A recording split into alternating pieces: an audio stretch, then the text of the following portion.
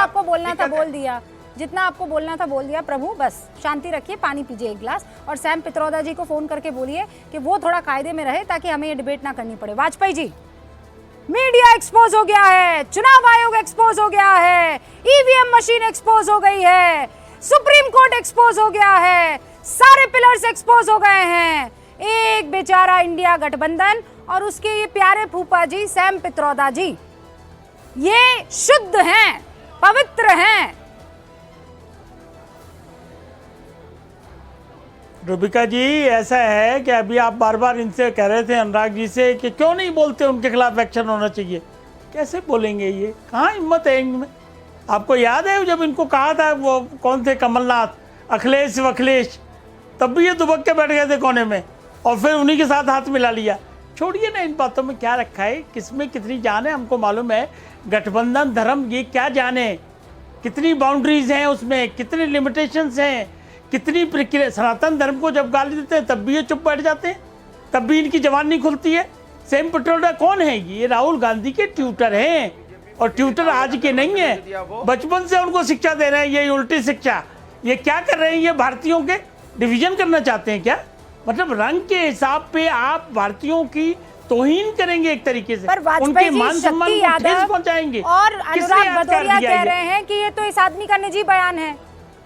क्या पता आप लोगों ने स्क्रिप्ट लिख कर दे दी हो, कह रहे हैं कि निजी, और सैम पित्रोदा जी उसी स्क्रिप्ट पर इनाम कर रहे हैं। क्या बात है, हर चीज हमारे ऊपर डाल दो या बीजेपी के ऊपर डाल दो कि भाई बीजेपी ने कर दिया, बीजेपी ने कर दिया। ये कांग्रेस छोड़ के भाग रहे हैं, वो भी हमारी वजह से भाग रहे हैं क्या? 20 साल के 25 साल के नेता छोड़ के भाग रहे हैं, और आके बता रहे हैं हकीकत क्यों भाग रहे हैं।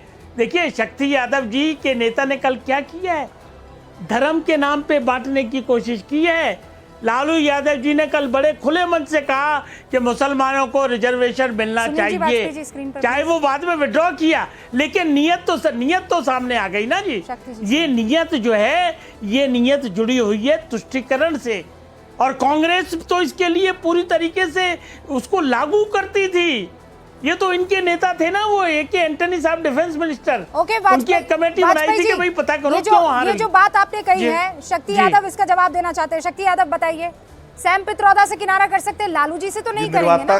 बिल्कुल बिल्कुल बिल्कुल बिल्कुल, मैं निर्वाता की अपेक्षा के साथ आगे बढ़ना चाहता हूं कि एक बात, जो चीजों को समझ नहीं पाते ये लोग, उस पर चर्चा कर। धर्म के आधार पर आरक्षण की वकालत ही नहीं है। हमने तो जाति गणना जो बिहार में कराया, उसमें शैक्षणिक आर्थिक जो स्थितियां खुल करके आई, उसके आधार पर लोगों को हमने स्वावलंबी बनाने की दिशा में रिजर्वेशन का हम तो 65% कर दिया जब हम थे 17 महीने में। तो इनको जानकारी है तो पता करें, नंबर 1। नंबर 2, तो हम आग्रह करते हैं चिंटू पिंटू से लेकर सभी लोगों से कि आदरणीय प्रधानमंत्री से कहिए कि मणिपुर चले जाए। वह भी हमारा देश का ही हिस्सा है, वही हमारे राष्ट्र के लोग बसते हैं, वो भारतीय लोग वहां हैं, वहां जाए। भारत की बात कर रहे हैं, वहां नहीं जानी चाहिए, वो भी हमारे भारत। ओके शक्ति जी, सवाल पूछ रही हूँ, शहजाद पूनावाला। इनसे पूछिए, संदेश खाली में शाहजहां नाम निकला तो इनके मुंह से एक शब्द नहीं निकला, जबकि मणिपुर में तो हमने पार्लियामेंट में बयान रखा, ममता दीदी ने तो असेंबली में शाहजहां को डिफेंड किया, और हाई कोर्ट ने और सुप्रीम कोर्ट ने फटकार लगाई।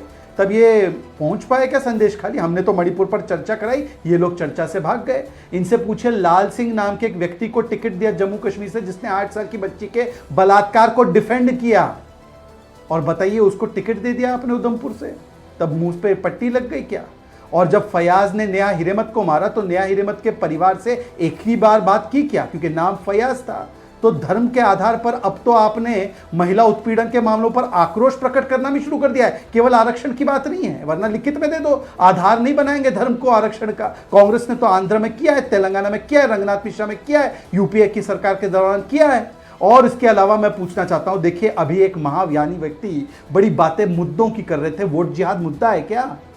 किसने कहा कि पाकिस्तान ने नहीं मारा, कसब ने नहीं मारा करकरे जी को, और मारा तो हिंदुओं ने मारा? किसने कहा? पूंछ में स्टंटबाजी हुई है, किसने कहा? पुलवामा पर आज क्लीन चिट किसने दिया? और पाकिस्तान से जैसे ही इबादत होने लगी आपके लिए, तो आपने पाकिस्तान को क्लीन चिट दी। ये मुद्दे हैं क्या? और मुद्दों की बात जहां तक है तो अनुराग भदौरिया जी, आप केवल एक बात बता दीजिए कि ये जो मुद्दे कर रहे हैं ना, तो राहुल गांधी जी से एक बार बोल दीजिए ना कि सैम पित्रोदा को हटा दे, वो हमारे पेरोल पर है, All right. वो हमारी स्क्रिप्ट के आधार पर बोल रहे हैं, क्यों नहीं अनुराग बताते? जी, शक्ति जी, ये पॉइंट है ना सर, ये पॉइंट है। आपको ये कहने का हक तो है ना अनुराग जी। जवाब फिर शक्ति जी आपका रुक कर रही हूँ।